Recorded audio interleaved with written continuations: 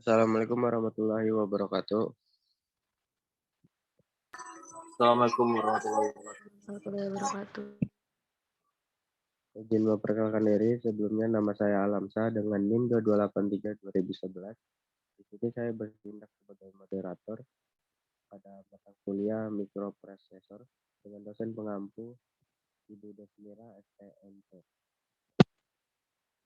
Baik, pada pertemuan kali ini kita akan mendiskusikan tentang materi basic I/O interface. Nah, di sini sebelum kita membahas tentang materi, kita dibagi menjadi dua sesi. Yang pertama itu pembacaan materi, yang kedua itu tanya jawab, dan yang ketiga mungkin penutup. Sebelum kita ke materi, di sini saya akan memperkenalkan rekan-rekan kelompok 3, dimulai dari Susilawati. Baik, terima kasih moderator. Izin memperkenalkan diri. Nama saya Silawati dengan NIM 2283-2013. Terima kasih. Baik, terima kasih kepada saudari Susilawati. Selanjutnya ada saudari Zura.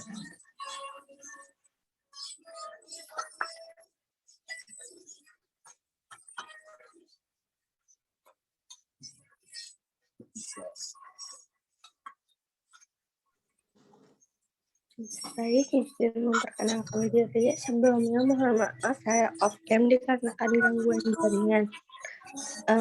Nama saya Jira Rizkyanti dengan NIM 2283-2024. Terima kasih. Selanjutnya kepada saudara Adi.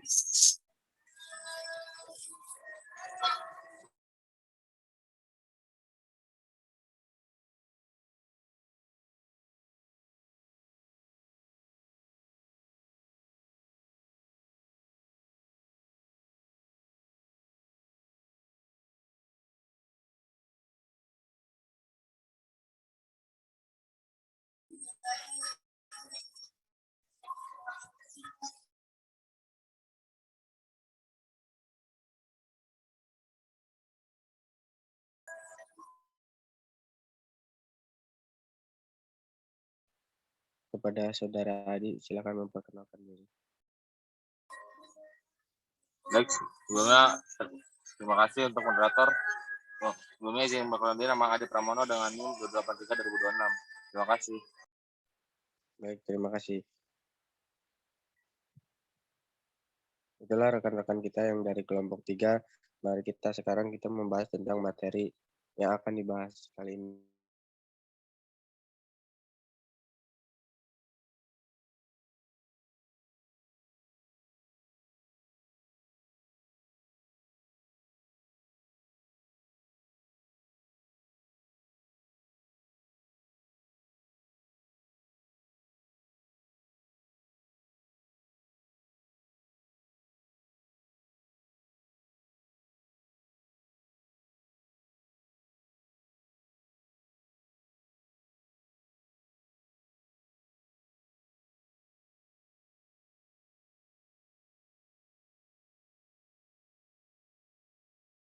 Sebelumnya mohon maaf, PowerPoint-nya baru muncul.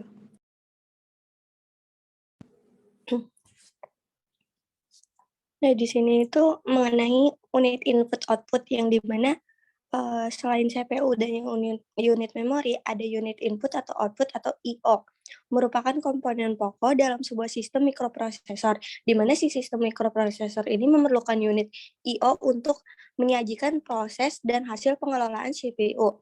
Unit I/O bekerja sebagai penghubung antara CPU dengan alat-alat input seperti keypad, keyboard, mouse, dan juga sebagai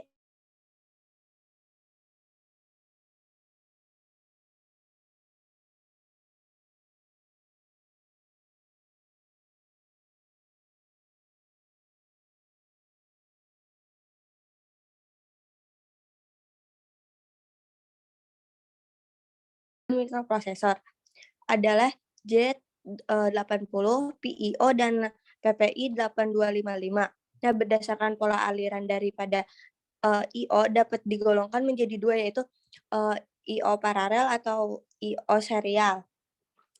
Next.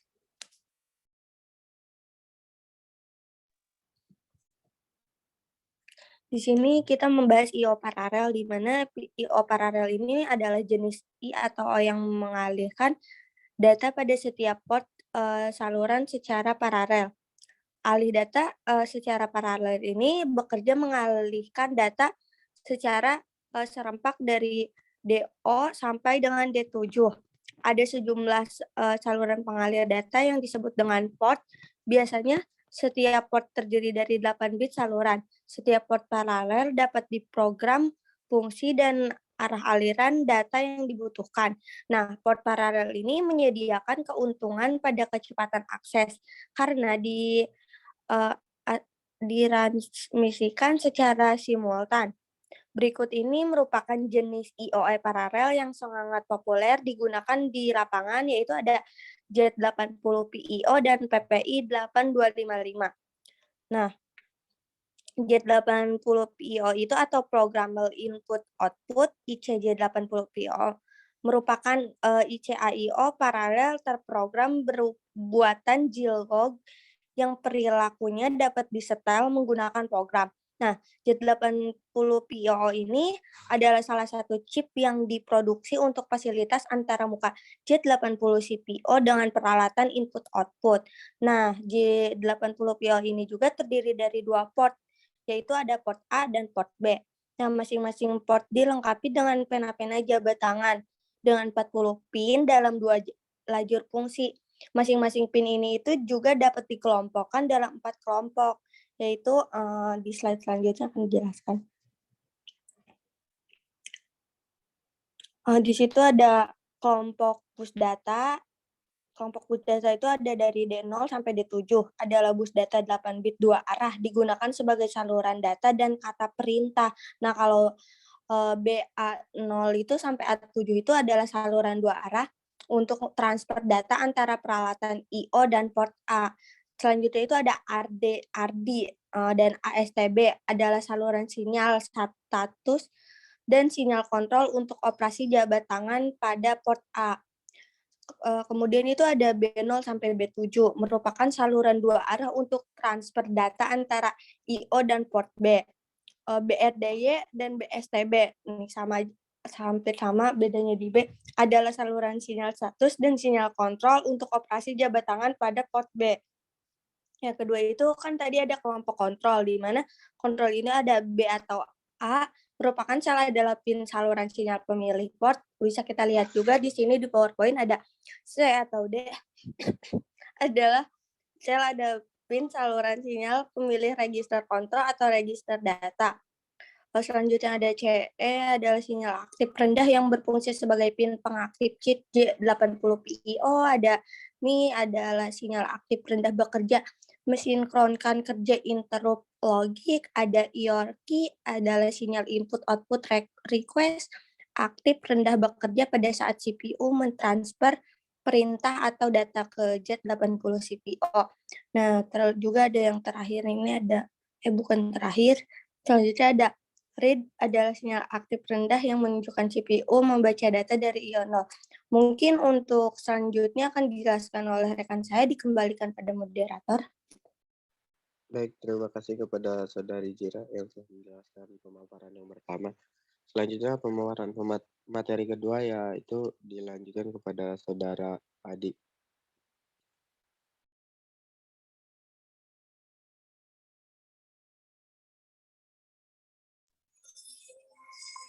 Baik, terima kasih moderator. Di sini kelompok interrupt yang pertama itu INT adalah sinyal interrupt aktif rendah yang digunakan oleh IO untuk meminta layanan interupsi. Yang kedua IEI adalah sinyal interrupt enable input aktif tinggi yang menunjukkan PIO saat siap menerima layanan interupsi. Yang ketiga, IEO adalah sinyal interrupt enable output aktif tinggi yang menunjukkan PIO telah melayani interupsi. Yang keempat, kedua pena IEO dan IEO digunakan untuk menentukan prioritas interupsi. kelompok status kontrol port. Yang pertama ASTB adalah sinyal strobe port A, aktif rendah untuk operasinya tergantung pada mode operasi yang dipilih. Yang kedua ARDY adalah sinyal ready aktif tinggi untuk port A bekerja tergantung mode operasi. Yang ketiga BSTB adalah sinyal untuk strobe untuk port B aktif rendah, di mana operasinya dengan sinyal ASTB. Yang keempat BRDY adalah sinyal keluaran ready aktif tinggi untuk port B dengan operasi kerja sama dengan ARDY. Next. Di sini ada gambar susunan pin IC J80PIO. Next. PPI 8255 adalah chip programmable peripheral interface, berfungsi untuk antarmuka paralel dengan perilaku dapat diatur dengan program. PPI 8255 terdiri dari 3 port I dan O 8 bit, yaitu port A, port B, dan port C. PPI 8255 memiliki buffer bus data 2 arah yang berarti dapat berfungsi baik sebagai port input maupun port output. Arah aliran data dapat dijelaskan menggunakan pengaturan logika read atau write. Pada komputer mikro MPF 4 PPI 8255 digunakan sebagai I atau O, digunakan untuk mengatur display, segmen atau keyboard audio, tune ke loudspeaker, dan input alat rekam. Next.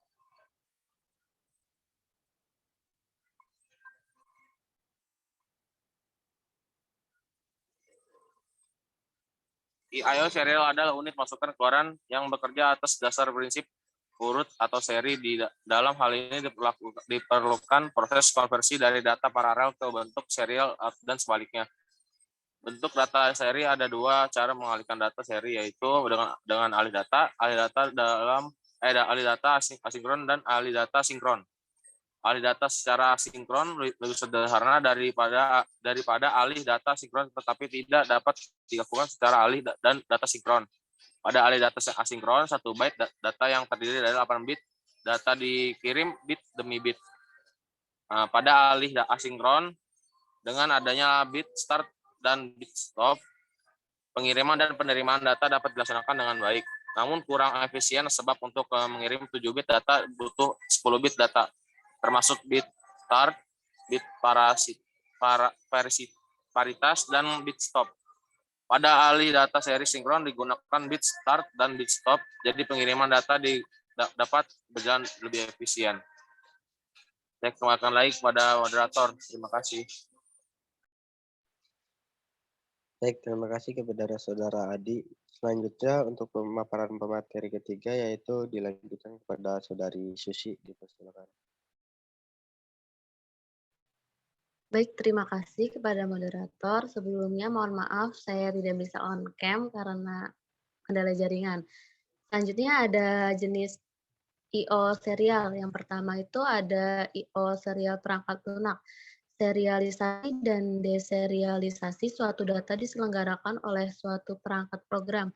Prinsip utama serialisasi adalah merakit data 8 bit atau lebih di akumulator dan menggeser keluar bit demi bit pada frekuensi tertentu. Cara yang sederhana adalah mengeluarkan isi akumulator ke salah satu saluran dari port I/O atau port 0. Yang kedua ada I/O serial perangkat keras.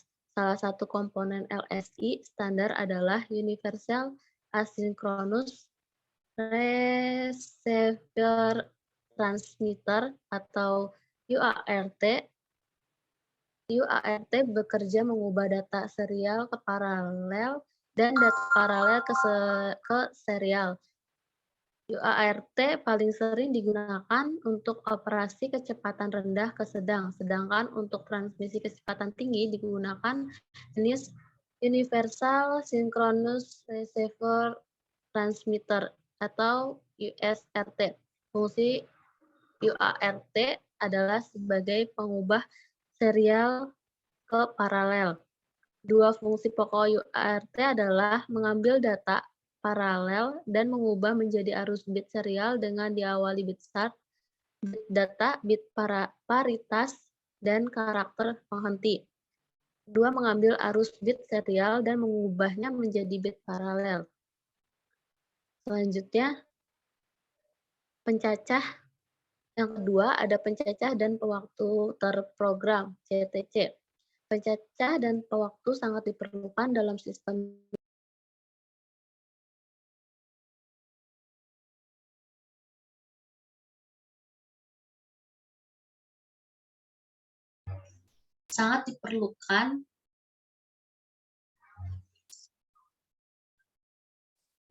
mikroprosesor. Pencacah dan pewaktu terprogram banyak jenis dan ragamnya. Intel mengeluarkan seri program.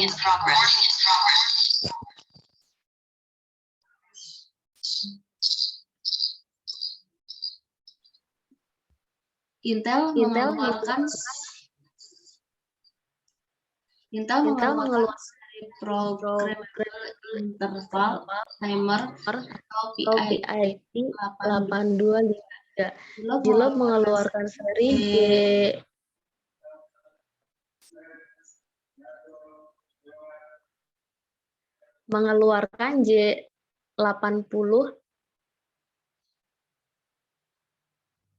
J80 Counter Timer Clock atau CTC. CTC adalah IC pencacah dan pewaktu terprogram yang dapat diinterfacekan ke mikroprosesor J80 CPU.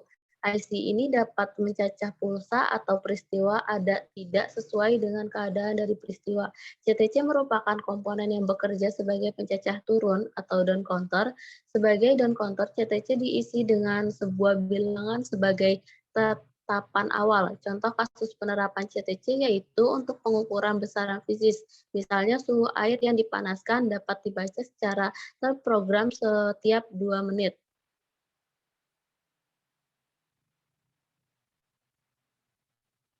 Selanjutnya yang ketiga ada metode pengendalian I/O. Pengaturan alih data dari alat luar dengan sistem komputer atau sistem mikroprosesor menetapkan suatu strategi penjadwalan. Pada pengendalian alat I/O dikenal adanya 3 metode yaitu metode polling, metode interupsi. Metode polling merupakan metode pengendalian I/O melalui program. Semua pengalihan data dari dan ke alat I/O diselenggarakan oleh program. Prosesor mengirim dan meminta data sepenuhnya di awal kendali program. Metode interupsi, tiap alat I/O atau pengendalinya dihubungkan ke sebuah saluran interupsi. Saluran interupsi menggerbangkan sebuah permintaan interupsi ke mikroprosesor. Bila mana sebuah alat I/O memerlukan layanan, alat akan membangkitkan pulsa interupsi atau status suatu tingkatan saluran untuk menarik perhatian mikroprosesor. Mikroprosesor akan memberikan layanan pada alat I/O jika ada interupsi dan jika tidak ada interupsi, mikroprosesor melakukan interupsi selanjutnya. Selanjutnya dikembalikan ke moderator. Mohon maaf dan terima kasih.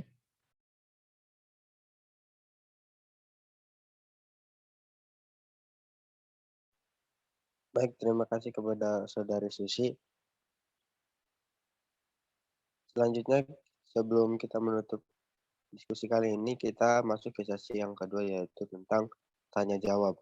Apakah dari rekan-rekan ada hal yang ingin dipertanyakan atau didiskusikan? Dipersilakan.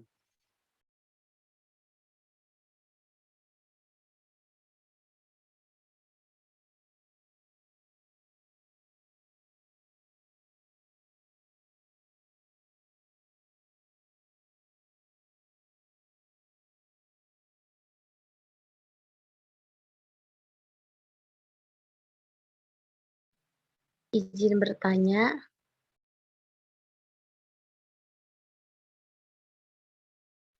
Iya, dipersilakan. Dalam input atau output I/O itu kan ada peralatannya kan? Sebutkan peralatan input atau output.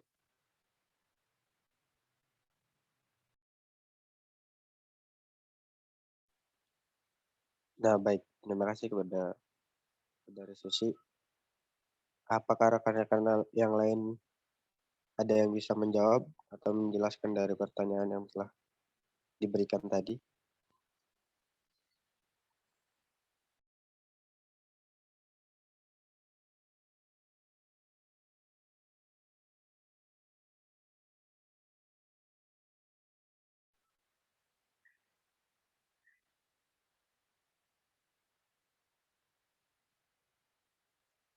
Oke, baik. Di sini mungkin tidak ada, saya saja yang menjelaskan tentang pertanyaan yang dilontarkan tadi.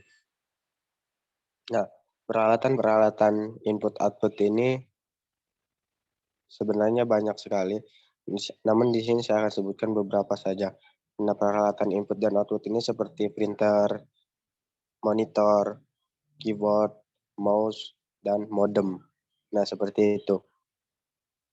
Apakah ada yang mau didiskusikan kembali?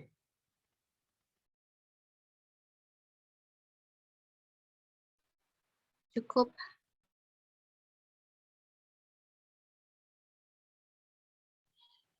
Oke, baik. Terima kasih kepada rekan-rekan yang telah menghadiri diskusi kali ini yang tentang basic input-output interface, yang dimana kita ini mengacu kepada referensi buku dari Wiskasono Arif, Insinyur MM 2019 tentang pengaturan mikroprosesor dari Jawa Timur dan Umsida Press.